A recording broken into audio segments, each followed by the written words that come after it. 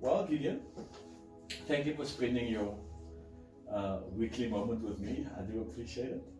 And normally you interview me and you ask me questions about so many things, and then I might just spit some rhymes for you.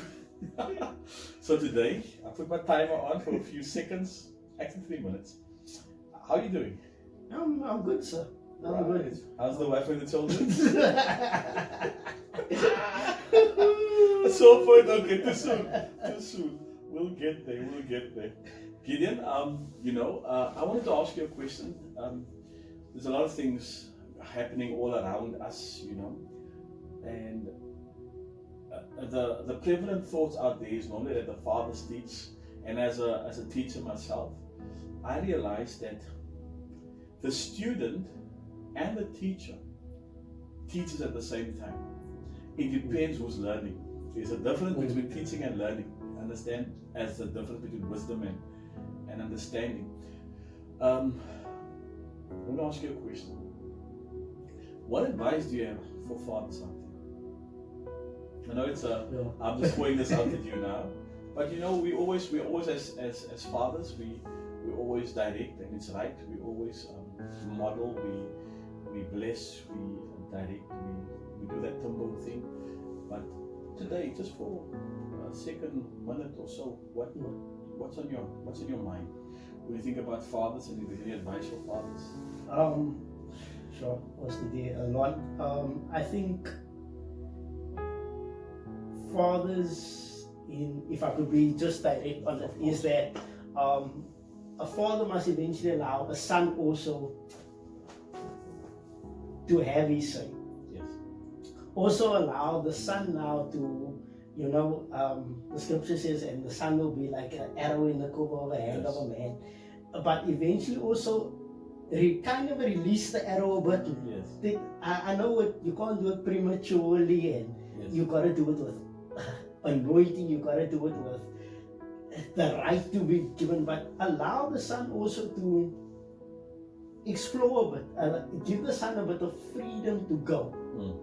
So if I had to encourage fathers, I would say give the son a bit of freedom. Yeah, just and let him go also, but not doesn't mean go and start your own church, go and do your own thing there, but give the son some freedom. Yeah, allow him to release. Okay, that's good. I'm reminded of when I studied the life of Joseph.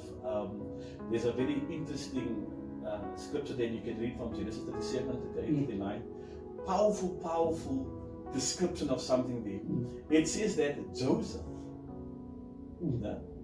was the father of Pharaoh, who was the father of Jacob, who is the son. Amazing. So here you have almost like a cyclical thing. And I'll get back to what you're saying now. Jacob is the father of Joseph. Yes. Joseph, the Bible says, was Pharaoh's father. No? And Pharaoh was the father of Jacob. Look at that thing. We have to release sons so they can become all that they need to be in the kingdom. And when they mature in their responsibility to take parts of the kingdom that God has in store for them, they become fathers in certain dimensions. And these fathers are sons to a father who is a son to a Pharaoh, if you get what I mean. It's powerful. It's something that we have to meditate and think about it critically and deeply, with great appreciation for what the scripture is saying.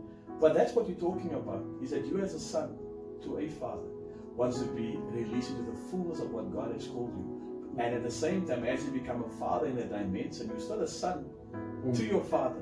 But that father can be subjected to a father, which can be a Pharaoh.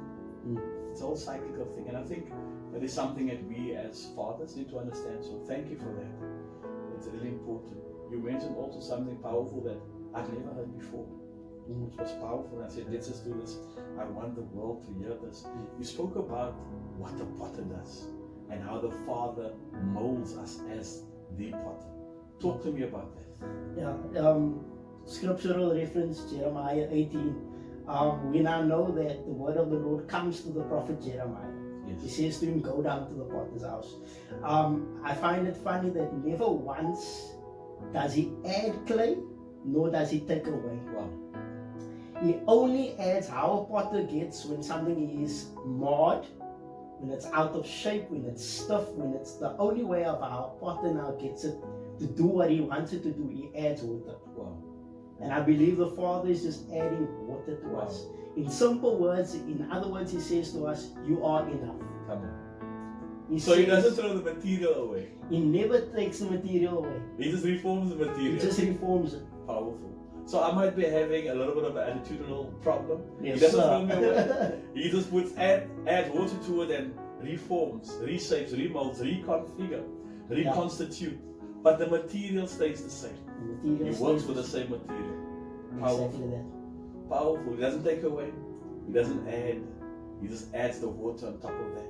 Yes, The sir. water of the word, the preceding and the proceeding word, Yes, sir. forming into that mold of clay, so that it can become that which the potter has designed to be. Exactly. Powerful, man. Say goodbye to the people, greet them nicely. Goodbye. I trust this has blessed you, and be encouraged. Amen. Lovely. This is our weekly